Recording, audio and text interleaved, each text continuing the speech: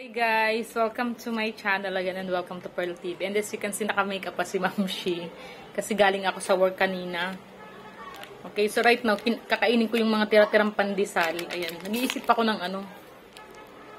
Tinabad ako kanina magpunta sa Mercury Drug pagdaan namin. Galing sa office. Kasi nga, antok na ako guys. So kung ano, sa pagdating dito, hindi ko din matiis yung mga kalat sa bahay. Ayan. Kaya ang ginawa ko, tingin-tingin ako na makakain sa ref. Nakikita ko yung pili tart. Galing Bicol. Ayan. Nakakala itong peraso. Tapos itong pandesal na tirapan. Kailan ba ito? Linggo yata. So, ayun guys. Today is my last day of my work. Ayun. Sa trabaho. Ayun. Nagpa-payment ako yung clearance. Ayun. Pag-uwi ka. Nalungkot ako guys.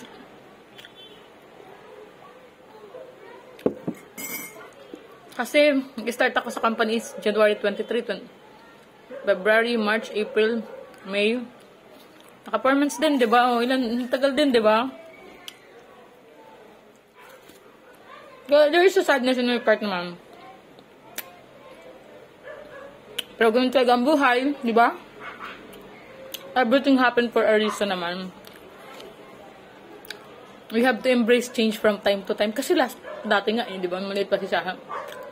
Mag-resign ako nun, ginawa ko, business na lang ako. Ngayon nga, ganun. Dahil wala akong nahanap na pwede magbantay kay Sasha. Yun, tuloy yung nag-resign ako. Ayoko naman yung idea na papunta-punta dun tapos laging absent or ano. Ayoko lang ganun. Gusto ko kasi pag trabaho talaga yung ano. Nawawala ka kasi sa focus pag ganyan. Gusto ko trabaho. Or pag dito sa bahay, negosyo na lang, di ba?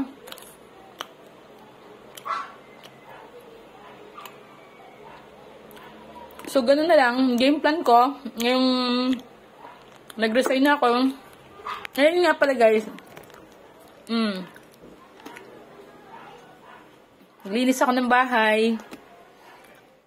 General cleaning talaga ako guys. Ayusin ko. Gagawin ko si Shasha ng mini office niya. Shasha study area. Para, kasi mag-grade 5 na si Shasha. Ayusin ko yung bahay. Tapos sabi ko nga kay Shasha, focus na lang tayo Shasha sa pagbablog. Kasi she has her own YouTube channel naman, diba? Yung Smart Kids. Sabi ko, from time to time, focus na lang tayo sa paggawa ng content. And then, I have home business naman, guys. Yung mga foodies, goodies, di ba? Push ko na lang ulit. Anyway, until now, mayroon ako mga home business ba? Nagsusupply ako ng popcorn sa mga tindahan, mga close, ano dyan? Mga customer ko sa labas, mga old-time customer ko na yan. So, ayun. So, ganun na lang din. Business na lang ulit. And, hopefully, maseryosohin ko na yung business ngayon. Kasi ngayon naisip ko, siniseryoso ko nga yung business ng iba, diba? Why not take my own business seriously, okay? So, yun yung hindi pwedeng, kagaya ng dati na relax lang ako. Kumbaga, maging motivation ko yung kaseryosohan ko sa trabaho. Kasi ganun talaga ako, sobrang seryoso. Kasi, diba, nandun ka sa ibang kasi, pag housewife ka kasi talaga priority mo yung gawaing bahay. Pero this time, siguro magkakaroon tayo ng konting kaseryosohan sa home business. Okay, so yun yung game plan ni Ma'am Shi. Linis muna, tapos afterwards, ayan, tuloy-tuloy yung business, tapos push na natin ng bongga yung business para talagang kumita na ng bonggang-bongga. Okay? So that's all for the day, and I hope you got inspired in my story, and ayun, talagang you should embrace change. Ganun din talaga yun eh. Nakakalungkot nga eh, kasi mamimiss mo yung mga katrabaho mo. Kasi, yung araw-araw na routine mo, ganito, ganyan ka. So, I have to prioritize my daughter. Pwede naman kasing kasama yung anak ko. Kasi yung may-ari naman is ninong ko sa kasal. Ang problema lang, yung anak ko masyadong exposed sa gadget, which is hindi naman maganda. Kaya nga sabi ko, dito na lang siya sa bahay, maglaro-laro na lang siya. Then, madami siyang kalaro. Tsaka summer ngayon, kailangan ma-enjoy niya din yung pagiging bata. Ayan, like, playing with, kapitbahay, di ba? magandang experience sa bata kasi, yung maglaro-laro siya lagi. Kasi pag sa office, puro lang, cellphone. Hindi maganda, imagine 8 hours nandun siyang ganon. It's not very healthy for her. So, I think I made the best steps for her. Kasi dati naman talaga guys, ang reason ko kung bakit ako nagtrabaho, kasi sabi ko noon, itutuklap ko siya sa gadget. So, magtrabaho ako, pag sundo sa kanya after lunch ni Roslyn, doon ako na Roslyn, di walang gadget, di ba? So, okay, so yun yung nangyari.